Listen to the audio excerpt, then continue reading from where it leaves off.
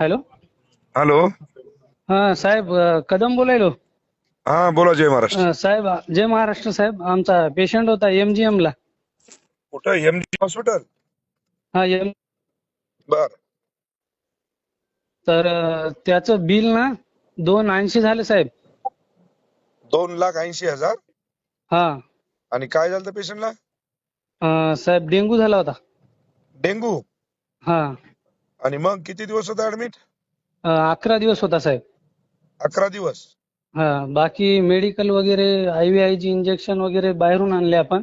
ते किती लागले मेडिकल पूर्ण तिथं? ते मेडिकलचे 15,000 रुपयाला एक इंजेक्शन साहेब. ते 10 लाख रुपये लागले. ते 10 ते 15. किती? ते याचे मेडिकलचे साहेब लागले 1.5 लाख. हा. हा. आणि बाकी मेडिकल वेगळं. बाकी म्हणजे पूर्ण मेडिकल 3 लाख रुपयापर्यंत गेले. आणि हे 2,80,000 आलं? हा. हे 2,80,000 अलग बिल झाले. त्याच्यातला आपण 1,80,000 रुपये भरले. बापरे. हा. आणि आता ते परत म्हणाले 85,000 रुपये भरा. आणि 3 लाख मेडिकलचे दिले बी? हा. ते तर बाहेर मेडिकलचे वेगळेच 3 लाख दिले. यांचं 280 बिल झालं होतं. तर यांना आपण 180 दिलेत. आता परत हे 85 भरा म्हणाले. दे दे डॉक्टरला फोन दे. कोण आहे ते? डॉक्टर नाहीत साहेब, ते बिलिंग वाले. कोण आहे बिलिंग वाला ते? बरं बरं, ठीक आहे.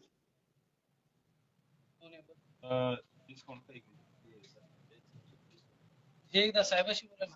2 मिनिट इकडे फोन चालू आहे सरांचा. 1 मिनिट साहेब, बोलायले ते. हा चालू ठेव. सर, मला डिस्काउंट किती सांगितलं होतं? असं 21,573 सांगितलं. सर एकदा बोला ना इकडं. अरे साहेबाचा फोन आलेला आहे, थोडं 2 मिनिटं. अरे आमदार बांगर बोलायलेत म्हणाव. बोला इकडं, ते बोला स्पीकरवर केलाय. अरे आमदार बांगर बोलायलो. सर 2 मिनिटं सर, 18शी बोलतोय. बर दे दे. बोलणं झालं की बोल लवकर जरा.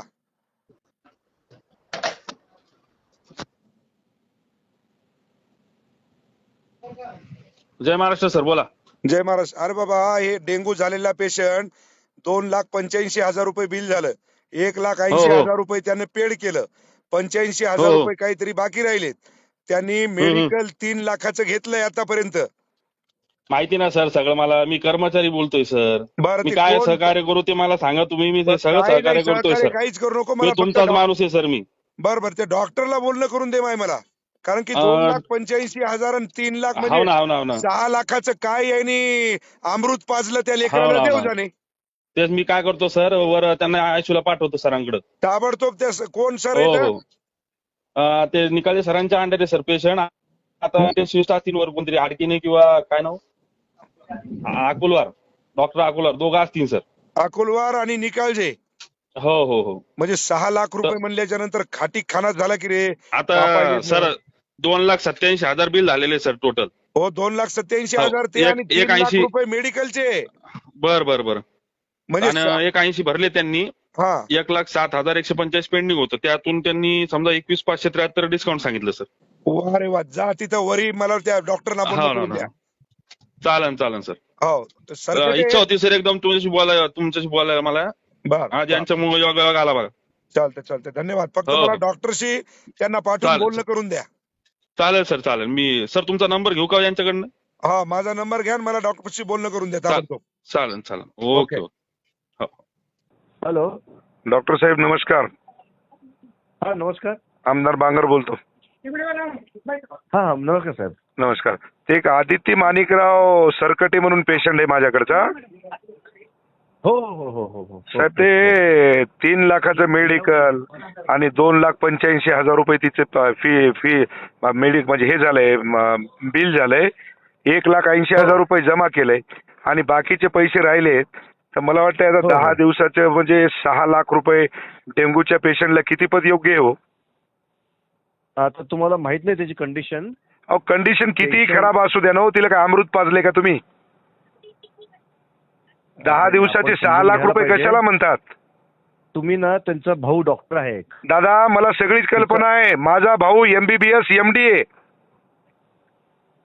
त्यांना ना इम्युनोग्लोबुलिन नावाचं एक इंजेक्शन द्यावं लागलं. 3,05,000 रुपये आम्ही मेडिकलचे दिले साहेब.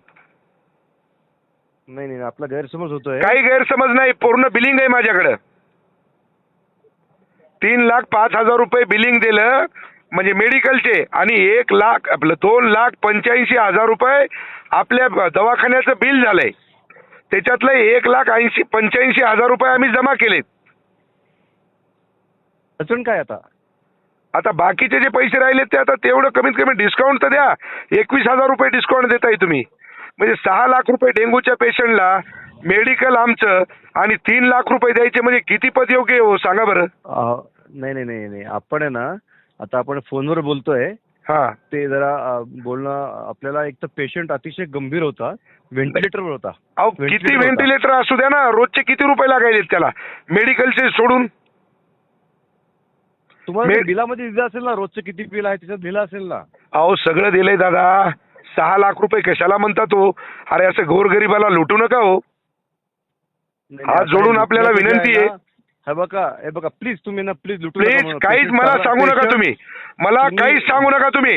या पद्धतीनं जर तुम्हाला दवाखाना चालवायचा असेल तर आम्हाला ऍक्शन घ्यायचा अधिकार आहे, ध्यानात ठेवा. 6 लाख रुपये कशाला घेता हो?